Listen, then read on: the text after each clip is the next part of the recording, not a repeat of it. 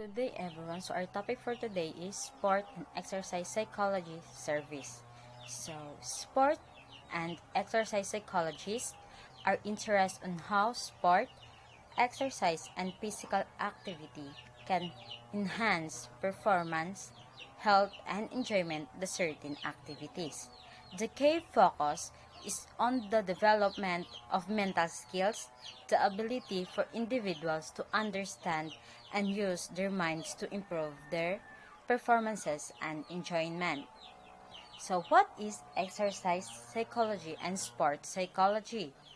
Exercise psychology and sports psychology involve the scientific study of the psychological factors that are associated with participation and performance in sport, exercise, and other types of physical activities, sport activity. So, sports psychologists are interested in two main areas. First, helping athletes use psychological principles to achieve optimal mental health and to improve performance enhancement, and second, understanding how participation in sports, exercise, and physical activity affects an individual's psychological development, health, and well-being throughout the lifespan. So, sports psychology exercise work on both of the body and mind in tandem goal setting is used the key motivation tools in sports psychology. A sports psychologist typically helps others to deal with psychological demands. Exercise psychology is focused on the connection between psychological principles and physical activity. So,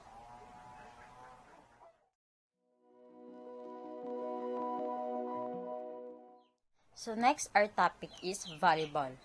Volleyball game played by two teams, usually of 6 players, on a side in which the player use their hands to bat a ball back and forth over high net, trying to make the ball touch the court within the opponent's playing area before it can be returned.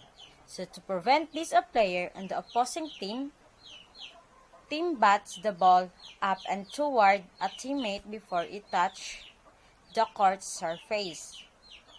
The teammate may then volley it back across the net or bat it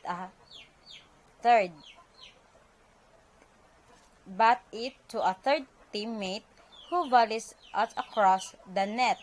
So a team is allowed only 3 touches of the ball before it must be returned over the net. In history of volleyball, volleyball was invented in 1895 by William G. Morgan, physical director of the Young Men's Christian Association or YMCA. In Holyoke, Massachusetts, it was designed as an indoor sport for businessmen who found the new game of basketball too vigorous. Morgan called the sport mentonet. So, tinatawag ito noon is mentonet. So, ngayon is volleyball na siya. So, until a professor from Springfield College in Massachusetts noted the volleying nature of play and proposed the name of volleyball. So, naging volleyball na siya ngayon. So, the original rules were written by Morgan and printed in the first edition of Official Handbook of Athletic League of the Young Men's Christian. So, the Association of the North America in 1897, the game soon proved to have wide appeal for both success in schools, playgrounds, the armed forces, and the other organizations in the United States and it was subsequently introduced to other countries. So, meron tayong two klaseng na. So, we have dalawang klaseng volleyball which is outdoor and indoor. So, sa meron ding beach volleyball. So, in beach volleyball, usually play, as its name implies, on a sand court with 2 players per team. So, 2 players per team. So, was introduced in California in 1930. So, the first official beach volleyball tournament was held in 1948 at Will Rogers State Beach in Santa Monica, in California. So, and the first FIVB sanctioned World Championship was held in 1986 at Rio de Janeiro. So, beach volleyball was added to the roster of 1996 Olympic Games in Atlanta, Georgia. So, in the game of volleyball, observe the psychomotor coordination required to successful execute a jump serve in volleyball. So next is study the psychomotor coordination required to execute forearm ups from the basic defensive position. Next, study the elbows out hands overhead form of the volleyball athlete performing a set pass.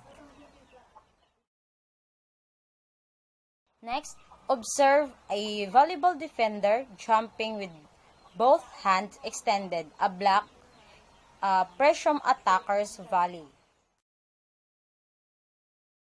Next, observe the athletic coordination and flexibility required of a volleyball player to perform a defensive dig. So, volleyball requires a minimum of equipment, and space can be played indoors or outdoors. The game is played on a smooth surface court in 9 meters, 30 feet wide by 18 meters of 60 feet long. So, divided by a century line into 2 equal areas, one of which is selected by or assigned to each of the 2 competing teams. So, players may not step completely beyond the center line while the ball is in play. A line 3 meters or 3 meters, 10 feet from and parallel to the center line of each half of the court indicates the point in front of which a backcourt player may not drive the ball out. So, the net from position above the top. So, that's all. Thank you.